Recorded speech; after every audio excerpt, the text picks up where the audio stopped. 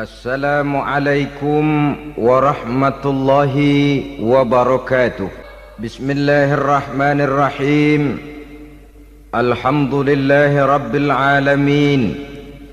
Wassalatu wassalamu ala ashrafil anbiya'i wal mursalin wa ala alihi wa sahbihi ajma'in, amma ba'du. Saudara-saudara kaum muslimin rahimakumullah, salah satu dari misi Islam ialah mengangkat harkat dan martabat manusia yang sebelumnya dibedakan oleh warna kulit, oleh suku bangsa dan bahasa. Seluruhnya diikat dengan satu akidah, menghilangkan perbedaan akibat warna kulit, suku bangsa dan bahasa. Termasuk dalam upaya itu betapa Islam telah mengangkat harkat dan martabat kaum wanita. Maka pada pertemuan kali ini kita akan membicarakan tentang peranan wanita sepanjang pandangan agama.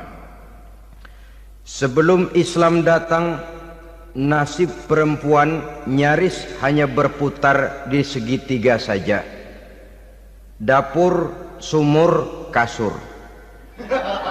Kasur, sumur, dapur. Seolah-olah wanita terpaut dengan tiga itu tadi. Seolah-olah wanita tidak bisa berbuat lebih banyak daripada itu. Bahkan di tengah masyarakat jahiliyah, bayi perempuan mendatangkan aib sehingga mereka lalu dikubur hidup-hidup. Maka datang Islam dengan tegas mencanangkan satu revolusi yang mengangkat harkat dan martabat kaum wanita. Nabi bersabda, "An-nisa'u imadul bilad, iza saluhat saluhal bilad, wa iza fasadat fasadal bilad." Wanita adalah tiang negara. Jikalau baik wanita, baiklah negara. Jikalau rusak wanita, hancurlah negara.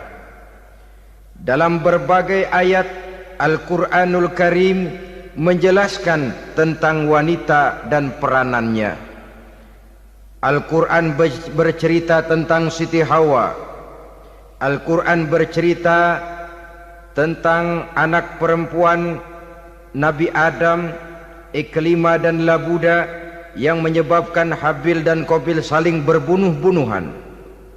Al-Quran menceritakan bagaimana ibunya Nabi Musa mendapat wahyu untuk menghanyutkan anaknya di hilir sungai Nil.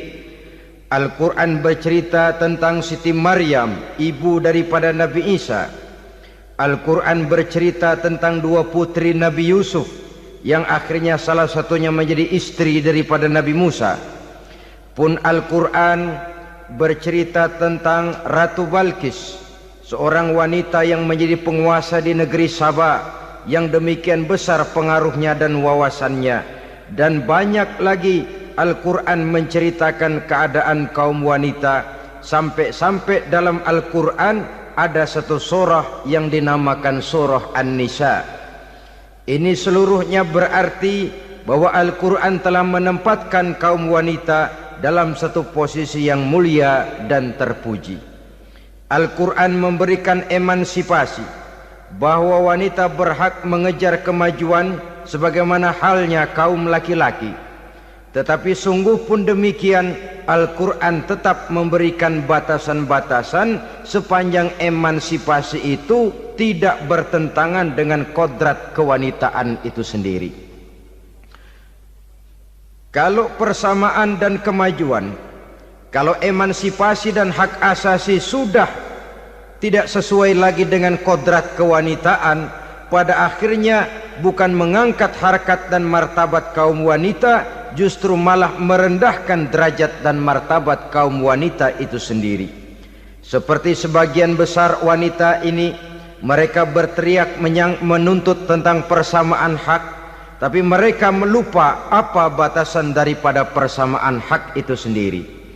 Sesungguhnya Islam dengan segala konsepsinya yang mengangkat martabat kaum wanita itu memberikan keleluasaan kepada kaum wanita untuk maju bersama laki-laki sepanjang tidak menginjak-injak kodrat kewanitaan itu sendiri. Kalau sudah sampai kepada menginjak kodrat kewanitaan, maka akan merendahkan martabat kaum wanita. Sebab apa? Secara fisik dan psikis agaknya memang laki-laki sudah ditakdirkan oleh Allah untuk menjadi pembimbing bagi kaum wanita. Walaupun tidak tertutup kemungkinan wanita tampil sebagai pemimpin, tetapi dari segi fisik biologis misalnya, laki-laki itu diciptakan kekar, kuat untuk memikul dan melaksanakan tugas-tugas yang berat. Sedangkan perempuan pada umumnya adalah lembut, ayu, lemot, denok, geboy, dan lain sebagainya. Maka kalau kita baca sejarah, Allah itu belum pernah mengutus rasul perempuan. Semua rasul laki-laki. Sebab apa? Secara fisik biologis tugas kerasulan lebih dimungkinkan oleh seorang laki-laki. Tugas rasul itu berat. Kadang-kadang perang, dicaci maki, berhadapan dengan ujung tombak, ujung pedang dan lain sebagainya. Makanya seluruh rasul laki-laki, dan Allah belum pernah mengutus rasul perempuan. Dari segi lain, perempuan itu banyak terhalang untuk melaksanakan ajaran agama. Misalnya 1 minggu dalam sebulan perempuan itu terkena cuti khusus, mengalami masa menstruasi, tidak sholat, tidak puasa, tidak melaksanakan ajaran agama yang tidak dibolehkan pada saat menstruasi itu. Kalau ada rasul perempuan, lalu saat malaikat akan menyampaikan wahyu, kebetulan rasulnya sedang wah, itu bisa balik-balik lagi malaikat Jibril ke langit itu. Mau turun nyampein wahyu, balik lagi ke atas, ditegur, kenapa balik lagi Jibril? Rasulnya lagi head.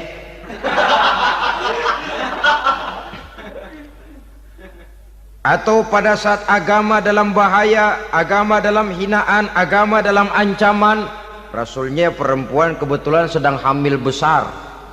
Apa lalu perang ditunda? Pengumuman perang ditunda saja sampai rasul melahirkan. Tentu lebih tidak mungkin lagi. Secara fisik biologis laki-laki lebih memungkinkan untuk melaksanakan tugas kerasulan ini. Maka seluruh rasul yang diutus Allah adalah laki-laki.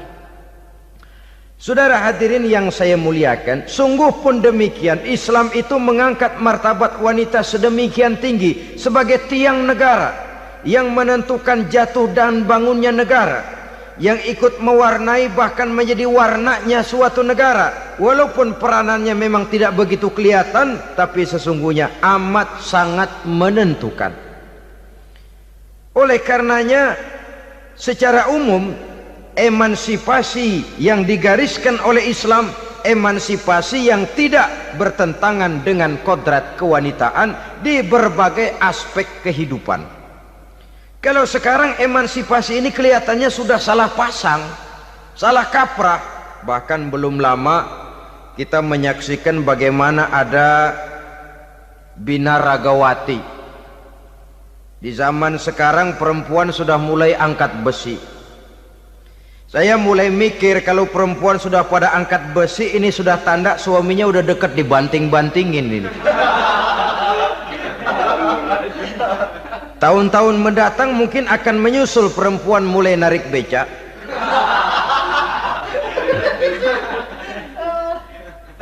Nampaknya kan sudah tidak lagi mengindahkan kodratnya sebagai wanita. Ada olahraga yang hanya pantas dikerjakan oleh laki-laki. Oleh karena itu pada kesempatan ini kita akan mencoba melihat peranan wanita dari berbagai dimensinya. Yang pertama, peranan wanita sebagai istri.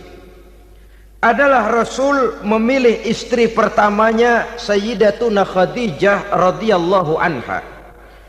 Kalau pilihan utama beliau pertama kali nikah dengan Siti Khadijah, jelas itu pilihannya bukan karena kecantikan. Kenapa? beliau nikahi Siti Khadijah dalam usia 40 tahun Khadijah dan 25 tahun Rasul. Statusnya janda pula. Kalau beliau seorang pemburu kembang, pemburu bunga, kenapa mesti nikah dengan janda berumur 40 tahun? Sedangkan beliau waktu itu masih berumur 25 tahun. Apa sasaran utamanya? Bisa kita lihat nanti. Setelah beliau diangkat menjadi Rasul, ternyata Khadijah lebih daripada seorang istri, beliau masuk ke dalam staf Nabi. Orang lain beliau belum beriman, beliau malah beriman lebih dahulu sebagai perempuan pertama yang masuk Islam. Orang lain memusuhi Nabi, beliau malah mengorbankan hartanya untuk membantu perjuangan Nabi. Istri setia semacam ini dengan peranannya sebagai istri yang sedemikian rupa memberikan andil yang sangat besar bagi kesuksesan dan keberhasilan seorang suami.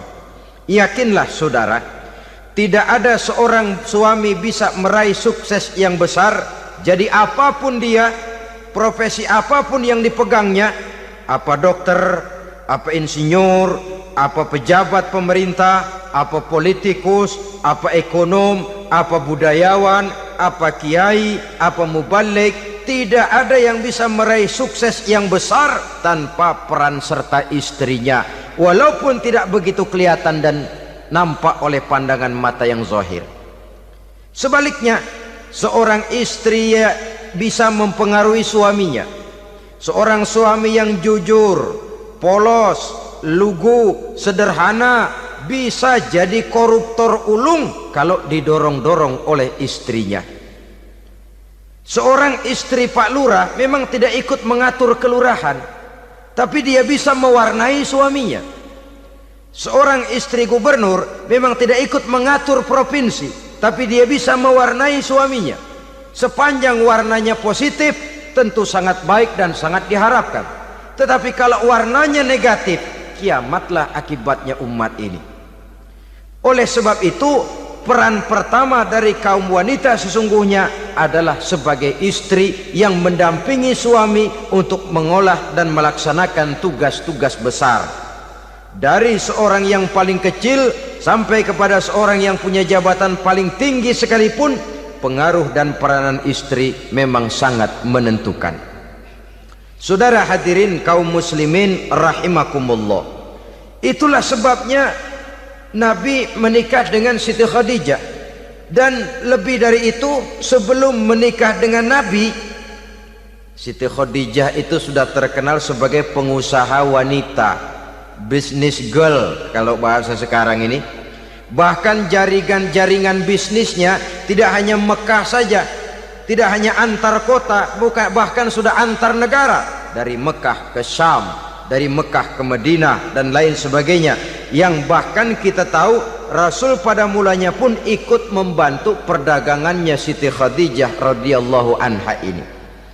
Jadi kalau bercermin dari karier Siti Khadijah, boleh saja wanita bergerak di bidang bisnis, asal memang profesi, bukan karena dengan senjata dan modal kecantikan lalu membujuk dan meraih orang sampai telap sehingga bisnisnya berjalan lancar dengan jalan menjual kecantikannya. Tidak, bergerak di bidang bisnis yang memang profesinya di situ. Tidak ada salahnya. Bisa saja perempuan menjadi bisnis girl seperti yang dicontohkan oleh Siti Khadijah radhiyallahu anha ini. Sebab itu, kontes-kontesan yang hanya bertitik kepada rupa yang ayu saja, rupa yang cantik saja, sesungguhnya bukan hanya tidak bermanfaat, tapi saya pikir juga sangat tidak mendidik. Yang mengajar anak-anak remaja putri kita untuk berlomba-lomba hidup dalam kepalsuan. Alis mata palsu, hidung pesek dimancungin palsu, operasi plastik. Alis matanya dikerik bikin yang palsu, tai lalat lagi bikin yang palsu, gincu bibir dimerahin palsu. Seluruhnya hidup dalam kepalsuan. Akan lebih baik kalau kita ini misalnya mengadakan kontes yang menitik beratkan kepada ketinggian IQ, kecerdasan, kemampuan, skill, keahlian dan kemampuan. Tidak hanya dititik beratkan kepada rupa yang ayu dan cantik semata-mata. Sebab di samping manfaatnya diragukan, juga sangat tidak mendidik buat generasi yang akan datang. Terutama ibu-ibu, peran utama wanita sesungguhnya adalah sebagai istri mendampingi suami dalam melaksanakan tugas-tugas besar. Satu hari serombongan ibu-ibu pernah datang menghadap Rasul mengajukan satu resolusi, protes kalau bahasa kita sekarang. Ya Rasul, ada apa bu? Kalau laki-laki sih enak. Enak bagaimana? Iya, kalau orang laki-laki sholat, perempuan sholat. Laki-laki puasa, perempuan puasa. Laki-laki pergi haji, perempuan pergi haji. Laki-laki menuntut ilmu, perempuan bisa menuntut ilmu. Tapi kalau laki-laki pergi jihad, perang membela agama, kami perempuan tidak bisa ikut jihad perang di medan pertempuran. Padahal pahala jihad sangat besar dan kami ingin mendapat pahala jihad. Tidak adil kalau begini ya Rasul, izinkan kami pergi jihad. Ini perempuan di zaman Rasul, kalau ada kebaikan tidak bisa ikut, rasanya rugi bukan main, lalu protes. Apa jawab Rasul? Beliau senyum. Ibu-ibu jangan khawatir, walaupun ibu-ibu tidak maju ke medan perang, ada ibadah yang pahalanya sama dengan pahala jihad itu.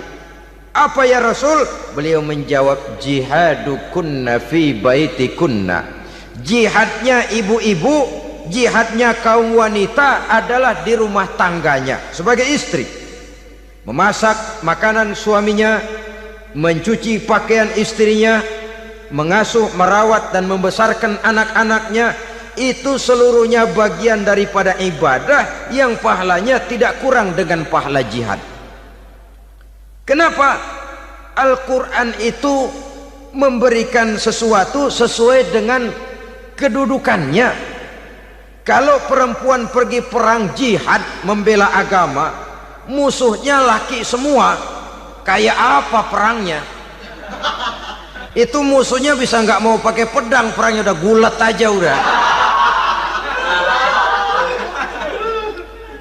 Sehingga Rasul lalu memberikan satu jalan keluar yang membuat wanita-wanita itu lega. Jihadukunna fi baitikunna. Ibu-ibu sih tidak usah khawatir, jihad ibu adalah di rumah tangga ibu-ibu semua. Sejak bangun tidur sampai tidur kembali, nyaris kaum ibu itu 24 jam pekerjaannya. Sebagai istri, dia melaksanakan jihad di rumah tangganya. Peranan wanita yang pertama adalah sebagai istri, yang walaupun tidak kelihatan dan menonjol seperti halnya laki-laki, tapi sangat mewarnai, bahkan menjadi warna dari tugas apapun yang dihadapi oleh suaminya. Dulu ada seorang orator, kalau pidato hebat bukan main. Kalau dia bernada gembira, semua orang senyum. Kalau dia bercerita tentang sesuatu yang sedih, satu masjid orang nangis. Orang tanya kepadanya, Pak, bisa pidato begitu hebat, siapa yang bikin? Ya saya sendiri. Istrinya dari belakang bilang, tidak, yang bikin pidatonya hebat saya. Kata suaminya, mana bisa, saya, kata istrinya. Kalau saudara tidak percaya, tunggu Jumat depan, dia khutbah Jumat, saya akan bikin khutbahnya tidak hebat, kata istrinya. Sudah hari Rebo, siap-siap mau bikin konsep khutbah, baru mau nulis, datang istrinya, Bang tolong pegangin anak, saya mau ke warung. Mau bikin konsep lagi, kata istrinya, Bang tolong ini, tolong itu, tolong ini. Sampai mau berangkat khutbah Jumat, khutbah belum selesai dibikin. Begitu naik mimbar, kehabisan bahan. Sudah 10 menit masih ama ba'du. Ini yang dengar heran, ini orang kok bicaranya bisa cuma amat sama badu saja. Di situ kelihatan saudara-saudara betapa peran serta istri yang walaupun tidak kelihatan oleh pandangan mata yang zahir tapi teramat sangat menentukan. Sekali lagi, tidak ada seorang suami bisa sukses jadi apapun dia tanpa peran serta istrinya di rumah. Tidak ada kemajuan yang bisa diperoleh kalau tidak karena peran serta istrinya di rumah. Tidak ada kesuksesan yang bisa diraih tanpa keikutsertaan daripada istrinya di rumah. Walaupun suaminya yang dikenal orang, suaminya yang dipuji orang, suaminya yang disanjung orang, bagian besar tetaplah saham dan andil daripada istrinya yang di rumah itu. Ini makna an-nisa imadul bilad. Wanita adalah tiang negara. Jikalau baik wanita, baik negara. Jikalau rusak wanita, hancur negara. Karena wanita, negeri Salba menjadi terkenal, tentram, aman, wawasan politiknya luas. Seorang semacam Cleopatra bisa menaklukkan Julius Caesar. Dan begitu selanjutnya. Banyak cerita-cerita betapa wanita yang berperan di belakang layar ini bahkan bisa menggoyangkan negara. Bahkan yang paling dekat saja contoh dengan kita, Senator Gary Hart. Saudara masih dengar tentu itu, betapa harus terpaksa mengundurkan diri dari pencalonan presiden Amerika karena kasusnya dengan Donna Rice itu, dengan hostess itu. Betapa di sini seorang perempuan atau seorang wanita sanggup membongkar seseorang yang punya masa depan ceria untuk menuju kursi kepresidenan dari suatu negara adidaya seperti Amerika bisa gagal berantakan karena skandalnya itu. Apa penyebabnya? Wanita. Tapi wanita juga bisa menyebabkan menjadi cambuk majunya laki-laki. Wanita juga bisa menghancurkan dan mengubur laki-laki. Saudara hadirin yang saya muliakan, ia memang kelihatannya makhluk yang lemah, tapi di balik kelemahannya itu sesungguhnya dia bisa menelan laki-laki yang bagaimanapun besarnya.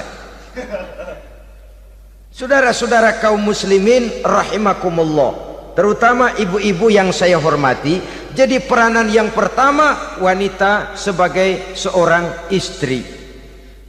Yang kedua, wanita sebagai ibu.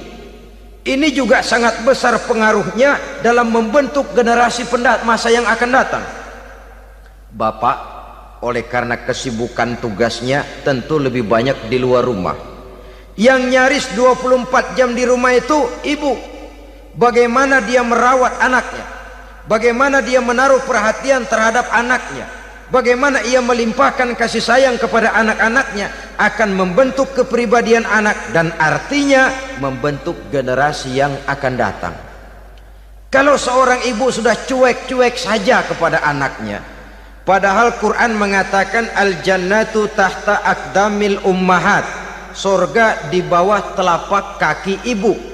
Hadis ini bisa kita artikan macam-macam. Pertama, anak tidak akan mendapat kebahagiaan tanpa ridho daripada ibunya. Kedua, ibu adalah wanita agung yang harus ditaati. Ketiga, neraka atau surga anak bergantung kepada ibu, bagaimana dia mewarnai anak. Kalau ibunya cuek-cuek saja sama anaknya, dan sering jadi contoh klasik, kalau anak ayamnya beduk maghrib belum pulang, satu RT dicariin, hansip diundang, kalau perlu dan ramil dilaporin. Tapi kalau anak gadisnya jam 12 tengah malam belum pulang, ibu tenang-tenang saja Pak, tidak tergerak dan tidak tertarik hatinya. Ya tentu tidak semua. Kalau sudah begitu, bukankah hakikatnya ibu sudah menciptakan neraka buat anaknya sendiri? Khalil Gibran dalam satu tamsil yang indah pernah mengatakan, kalau kita diberikan sebutir mutiara, sebutir intan, dan intan itu sebutirnya sebesar telur ayam, benda yang sangat langka dan berharga, tentu kita sayang intan atau mutiara itu. Kita jaga baik-baik, kita simpan dalam kotak, kotaknya kita kunci, kotak itu kita simpan di dalam lemari, lemarinya kita kunci lagi. Lemarinya ada di dalam kamar, kamarnya pakai pintu, pintunya kita kunci lagi. Kamar itu ada dalam rumah, rumahnya pakai pintu, dikunci lagi. Kemudian rumahnya pakai pintu gerbang besar, gerbangnya juga digembok lagi. Untuk menjaga intan itu jangan sampai hilang, begitu usaha kita berlapis-lapis.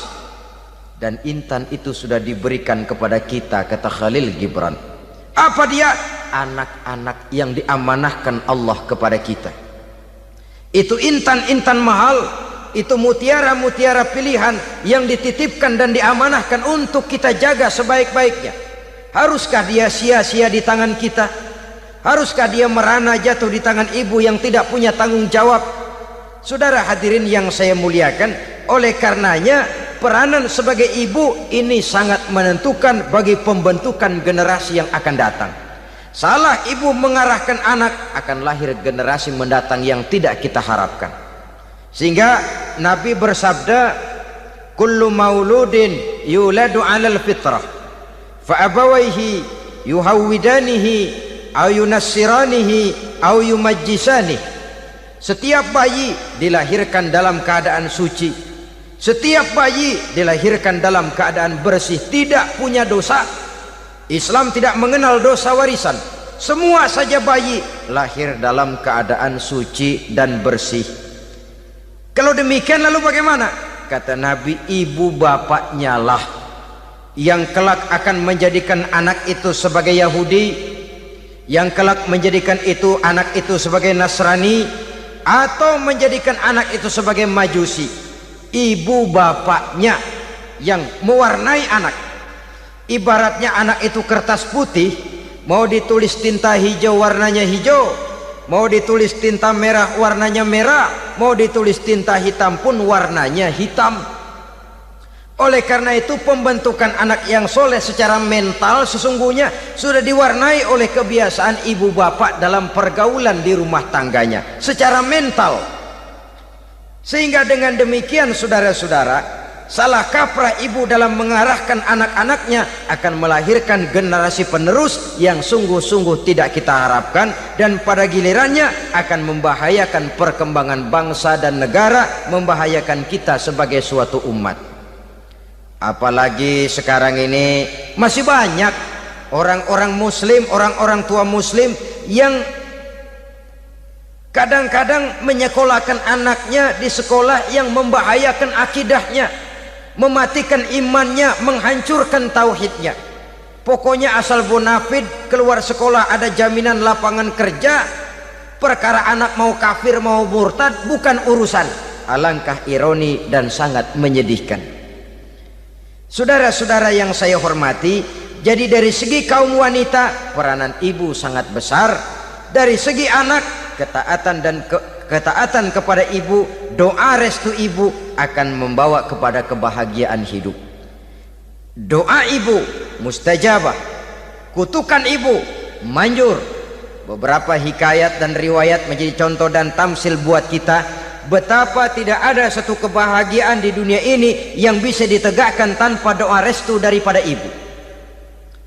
Pantas kalau dalam Al-Quran ada ummul kitab, ibunya atau induknya kitab. Tiap negara punya ibu kota, bapak kota tidak ada. Lalu lagi wawasan Nusantara disebut ibu pertiwi, bapak pertiwi kemana tahu. Saudara hadirin yang saya muliakan, lalu dalam peringatan hari-hari besar nasional ada yang namanya Hari Ibu. Hari bapak nggak pernah diperingati. Ada Hari Ibu, dan ibu itu pun ada Ibu Kartini, ada Ibu Dewi Sartika, dan macam-macam lagi yang seluruhnya merupakan refleksi dan gambaran betapa peranan kaum wanita di dalam kehidupan ini yang memang banyak mewarnai dan menjadi warna dari suatu kegiatan. Saudara-saudara kaum muslimin rahimakumullah, apabila yang pertama tadi kita melihat peranan kaum wanita sebagai istri, betapa ia berpengaruh besar dalam ikut menunjang keberhasilan dan kesuksesan suaminya.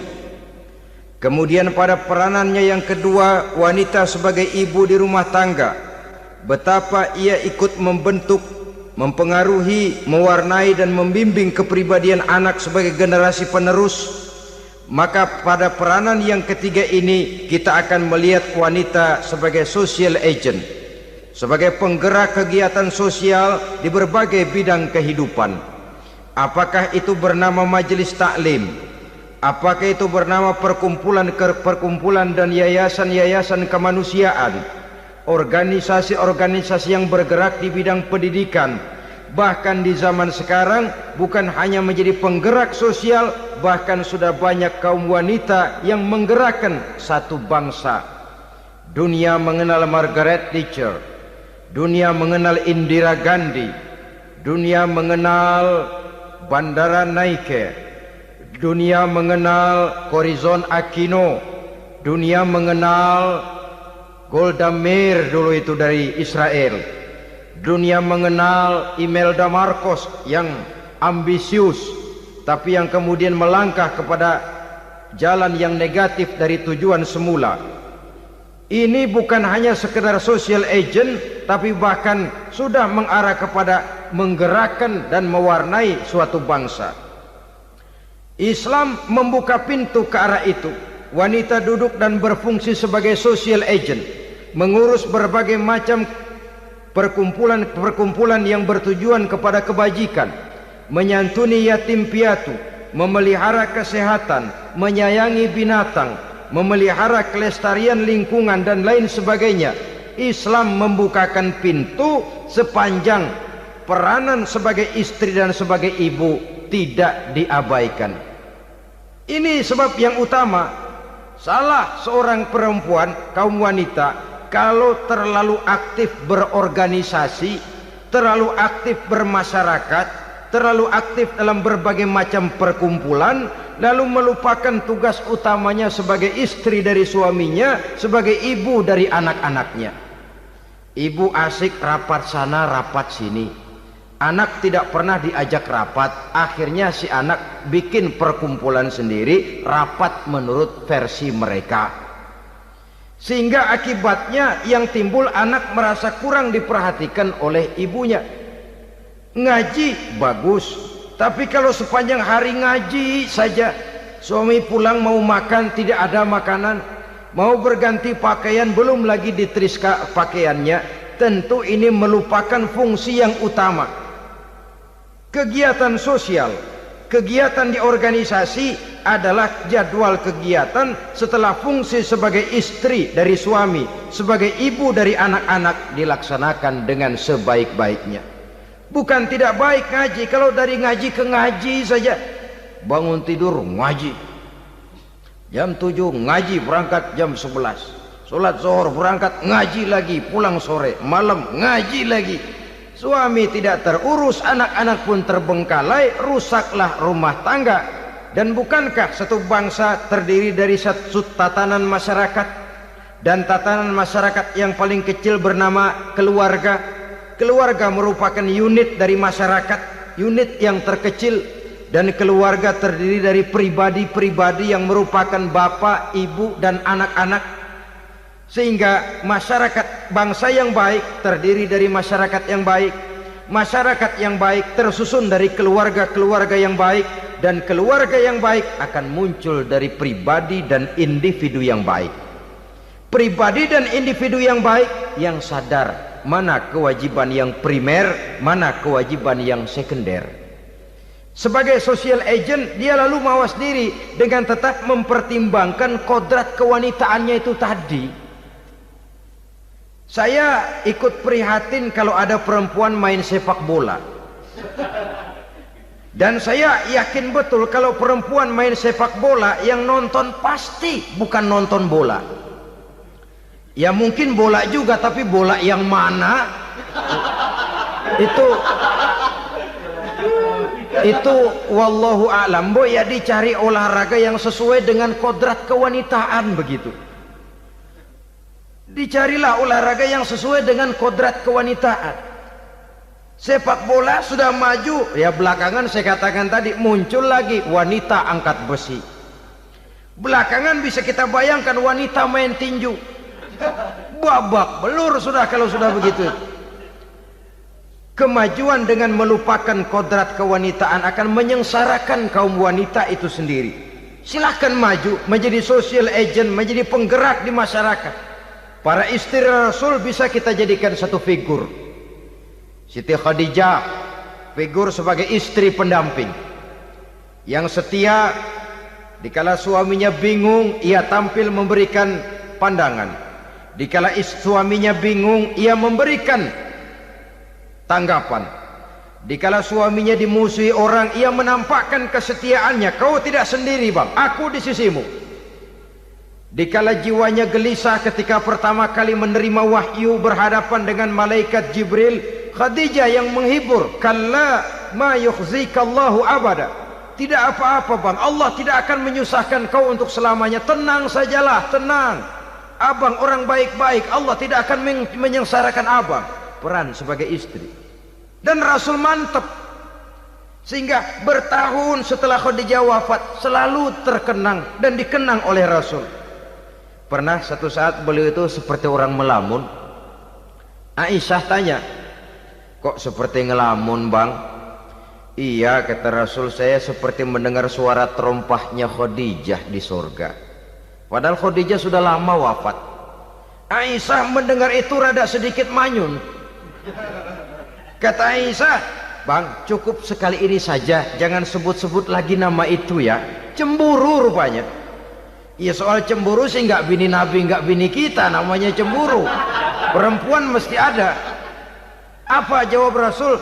Ya Humairah, Aisyah, haruskah saya melupakan seseorang yang dikala orang lain memusuhi saya, dia mati-matian membela saya. Dikala orang lain mau membunuh saya, dikorbankan hartanya untuk membantu perjuangan saya. Mestikah saya melupakan orang yang begitu baik? Tidak Aisyah. Sepanjang nafas masih ada, sepanjang itu saya tidak akan bisa melupakan Khadijah sayang. Peran sebagai istri Khadijah ini, peran sebagai istri.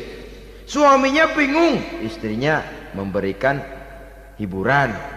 Kadang kan tidak, suami bingung, istri bingungan lagi. Ya sudah, mari ramai-ramai kita bingung sudah. Bukan mencari jalan keluar, yang sudah bingung malah ditambahin bingung lagi. Saudara hadirin yang saya hormati, lalu figur Siti Aisyah, muda, cantik, kreatif, cerdas. Kalau bahasa sekarang barangkali wanita karier ini. Ini figur-figur. Jadi punya keistimewaan masing-masing, sehingga ada pilihan. Ya tentu orang mencari istri itu kan karena ada dasar pilihan. Mungkin rupanya kurang menarik tapi akhlaknya bagus. Mungkin akhlaknya sedang-sedang saja tapi potongannya cakep, masih ada pilihan. Sudah potongan jelek, akhlak bejat. Emangnya lu milih merem tempo hari ya?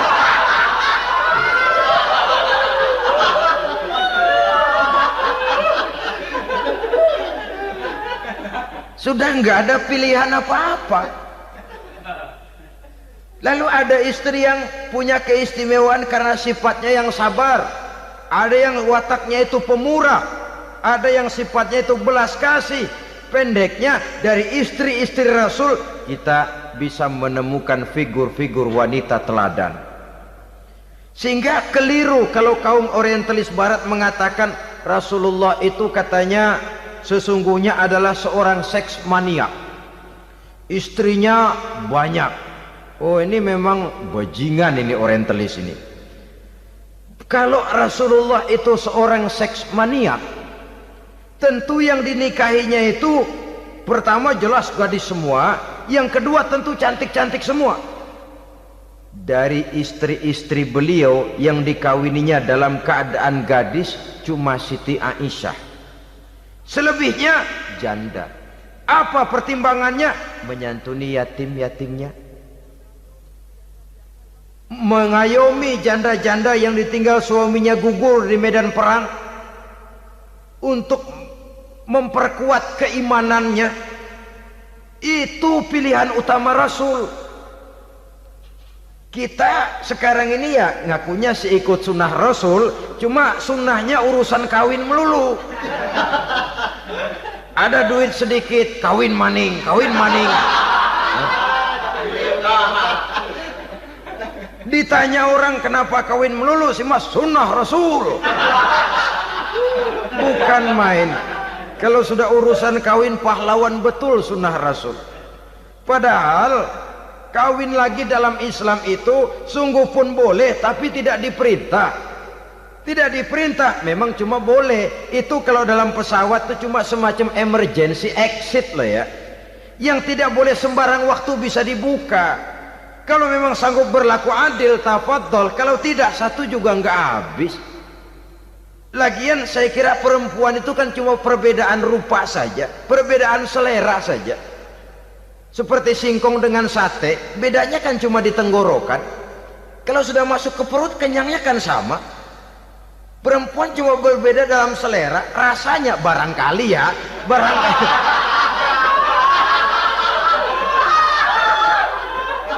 Barangkali tidak jauh beda.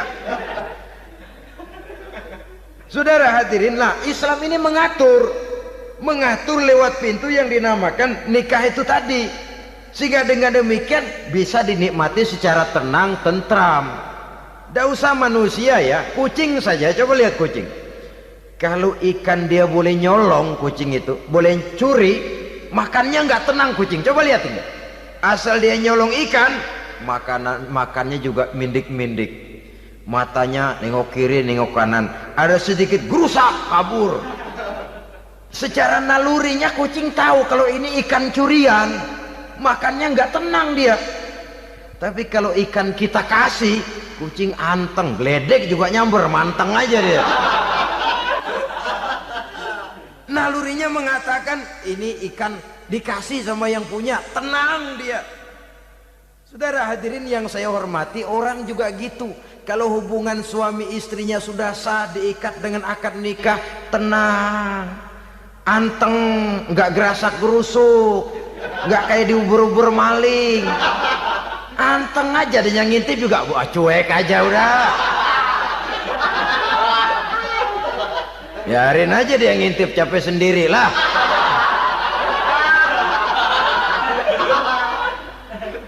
Tapi kalau nyuri-nyuri, coba lihat dah, mana di kebun banyak nyamuk, hansip mukul tiang listrik, dia yang bingung. Islam ini sesungguhnya memudahkan jalan, saudara-saudara. Jadi sebagai social agent, wanita bisa berperan untuk itu, apalagi untuk hal-hal yang menyangkut wawasan kemanusiaan, di mana kaum wanita karena emosinya lebih tinggi daripada kaum laki-laki, dia sangat peka terhadap masalah-masalah yang menyangkut kemanusiaan. Hatinya mudah tergugah, perasaannya cepat terenyuh, dengan penderitaan dia cepat tergugah.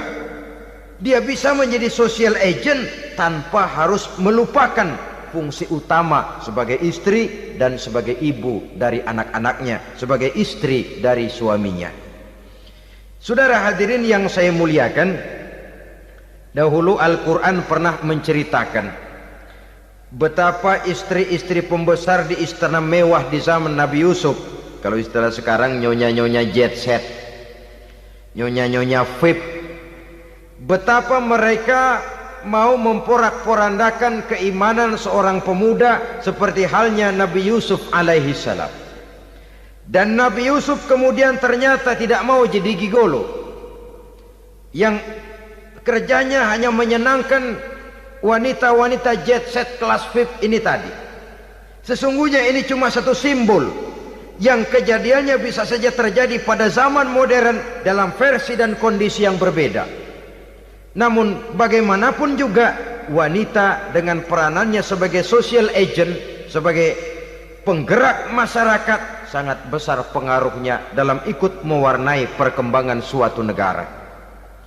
Seorang suami perlu memberikan dorongan kalau istrinya aktif di bidang sosial, asal dengan catatan saja, fungsi sebagai istri, fungsi sebagai ibu, jangan sampai terlantar karenanya. Bahkan saya katakan tadi, di zaman sekarang wanita tidak lagi hanya berfungsi sebagai social agent, bahkan sebagai national agent, penggerak dari satu bangsa. Muncul wanita-wanita yang jadi menteri, yang jadi anggota DPR, bahkan yang jadi kepala desa dan lain sebagainya. Secara umum memang ar-rijal qawwamuna 'alan nisa. Laki-laki adalah pembimbing bagi kaum wanita karena kelebihan fisik biologis, kelebihan kemampuan intelektual dan lain sebagainya. Namun wanita pun boleh saja menjadi social agent sepanjang catatan yang saya sampaikan tadi. Jangan sampai melupakan kodrat kewanitaan, jangan sampai mengalahkan fungsi sebagai istri dari suaminya, sebagai ibu daripada anak-anaknya. Nah, kemudian fungsi yang keempat di bidang ilmu pengetahuan. Islam memberikan kesempatan yang sama kepada kaum wanita. Thalabul ilmi faridatun ala kulli muslimin wa muslimatin. Menuntut ilmu itu wajib hukumnya bagi orang Islam, baik laki-laki maupun perempuan. Sampai dibentuk kalimat pengecuali khusus ini, muslimin wa muslimatin, bagi muslim laki-laki, bagi muslim perempuan. Dan alhamdulillah, kalau dulu di zaman Raden Ajeng Kartini nasib perempuan berada di balik pintu yang digembok rapat-rapat, siklusnya berputar cuma sumur dapur kasur, kasur sumur dapur, dapur sumur kasur. Melingkar di situ satu saja peranan kaum wanita. Memberontak jiwa Raden Ajeng Kartini, menuntut persamaan bahwa wanita berhak maju sama dengan laki-laki. Entah Islam sejak 14 abad yang lalu sudah mencanangkan ini, menuntut ilmu wajib bagi laki-laki dan perempuan beragama Islam. Orang Islam baik dia laki-laki, baik dia perempuan, wajib menuntut ilmu. Ilmu dalam artian umum, tidak hanya sekedar fikih tauhidnya, ya di bidang kedokteran, di bidang teknik, di bidang hukum dan lain sebagainya. Ini yang perlu dibanggakan. Kalau perlu, ini yang perlu diadakan kontes. Kontes IQ. Wanita yang paling berprestasi di bidang ilmiah, wanita yang punya prestasi di bidang menjaga kelestarian lingkungan hidup, wanita yang punya prestasi menggerakkan sosial, menyantuni yatim piatu, memelihara kesehatan. Adakan kontes macam itu untuk mendorong.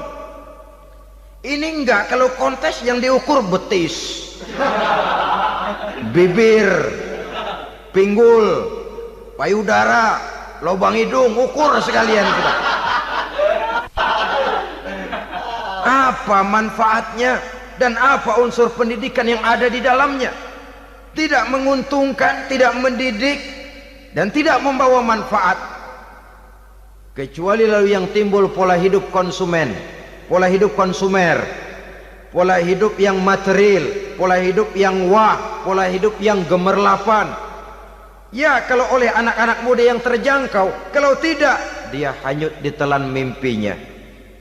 Dia ingin bergaya hidup jet set, sementara dia dihadapkan oleh kenyataan bahwa dia tinggal di kampung, ibu bapaknya orang kampung, dan lain sebagainya. Jiwanya berontak, terjadilah kegalauan, terjadilah kerancuan, terjadilah komplikasi, perang di batin antara keinginannya dengan lingkungan nyata yang dihadapinya.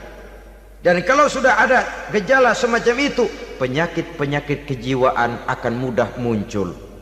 Ini gejala terutama buat orang-orang yang tinggal di daerah transisi. Kota besar bukan, kampung banget juga enggak, daerah cekak. Akibatnya gayanya ya sering gaya enggak karu-karuan, gaya kepalang tanggung jadinya. Saudara hadirin yang saya muliakan, akhirnya apa? Santri tapi lagunya kayak koboi, koboi tapi sesungguhnya santri. Saudara hadirin yang saya hormati, maka di bidang ilmu pengetahuan wanita mempunyai peranan yang sangat besar. Dia bisa tampil dengan karya-karya ilmiahnya yang membawa manfaat bagi perkembangan agama, bangsa dan negaranya. Majulah kaum wanita dengan ilmu pengetahuan, tuntutlah ilmu seluas-luasnya. Kita hidup di satu negara yang merdeka, kita beragama yang memberikan satu keyakinan bahwa menuntut ilmu merupakan kewajiban, bahwa peranan wanita tidak hanya di belakang dapur, lain sebagainya yang seluruhnya terpantul dari dinamika kehidupan kaum wanita. Saudara-saudara kaum muslimin rahimakumullah. Kemudian yang kelima, peranan wanita dalam bidang agama. Kita bersyukur sekarang ini gejalanya dimanapun pengajian, biasanya lebih ramai pengajian ibu-ibu dari bapak-bapak.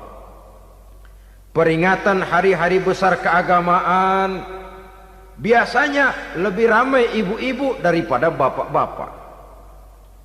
Pengajian ibu lebih ramai, padahal kalau bicara sibuk, lebih sibuk ibu daripada bapak misalnya. Kalau sudah pengajian bapak-bapak, biasanya pengajiannya ramai cuma 3 giliran itu. Pembukaan, maulid, penutupan. Kalau sudah yang rutin pengajian tiap minggu, 3 pojok yang ngaji. Yang atu nguap, yang atu pules, yang atu ngiler. Saudara hadirin yang saya muliakan, ada badan kontak majelis taklim yang merupakan wadah daripada kegiatan ibu-ibu. Ada Ittihadul Muballighat, Persatuan Muballighat, ada Persatuan Para Asatizah, dan macam-macam lagi peranan ibu-ibu di dalam kehidupan beragama. Tapi sesungguhnya harus dimulai dari bagaimana si ibu mewariskan jiwa agama kepada anak-anaknya di rumah tangganya. Kalau itu gagal, dia mau melangkah ke masyarakat, dia sudah gagal sejak awal sesungguhnya. Keberhasilannya dia menata masyarakat akan mengakibatkan dia nanti bernasib seperti Nabi Nuh. Berhasil mengajak beberapa orang kafir mengikuti ajarannya, tapi gagal mengislamkan putranya sendiri Kan'an. Bukan tidak berusaha, tapi memang Allah sudah menghendakinya sedemikian untuk menjadi contoh buat kita semua. Yang penting orang tua berusaha dan berikhtiar. Kalau sudah berusaha dan berikhtiar, anak ternyata memang sulit diurus, barangkali memang fotokopinya Kan'an tuh anak. Ya orang tua kalau sudah berusaha, ya tawakallah. Jangan belum berusaha lalu berkata, jangan anak kita, anak Nabi aja ada yang bengal. Ngajar tidak mau, mengajar anak tidak mau, mendidik anak tidak mau, lalu mencontoh Nabi, salah kaprah namanya. Kaum wanita bisa berperan di dalam agama.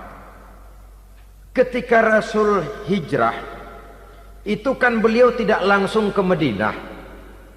Dari Mekah itu beliau mengambil jalan arah ke kiri menuju Gua Sur.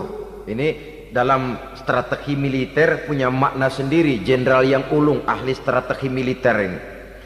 Di Gua Sur sana beliau tinggal 2 hari 3 malam. Siapa yang membawa makanan ke Gua Sur? Siapa yang menjadi kurir untuk mengintai kegiatan-kegiatan Quraisy setelah Nabi berangkat hijrah? Asma, putri Abu Bakar Siddiq radhiyallahu anhu. Jadi kurir, jadi spion, membawa makanan untuk Rasul dan ayahnya di Gua Sur. Ini peranan wanita.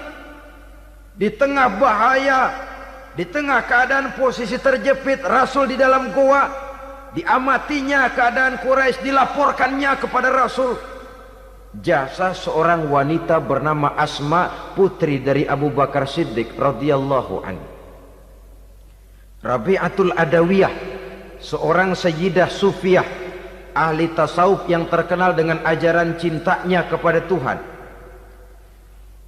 Dia bisa menjadi tokoh wanita dalam gerakan sufi oleh karena kegiatannya di bidang agama, dalam arti mujahadahnya kepada Allah Subhanahu wa ta'ala. Dia korbankan bagian besar daripada hidupnya untuk mengabdi kepada Allah. Setelah suaminya meninggal, seumur hidup dia tidak pernah nikah lagi. Bukan tidak cantik, cantik. Bukan tidak ada yang mau, banyak yang meminang.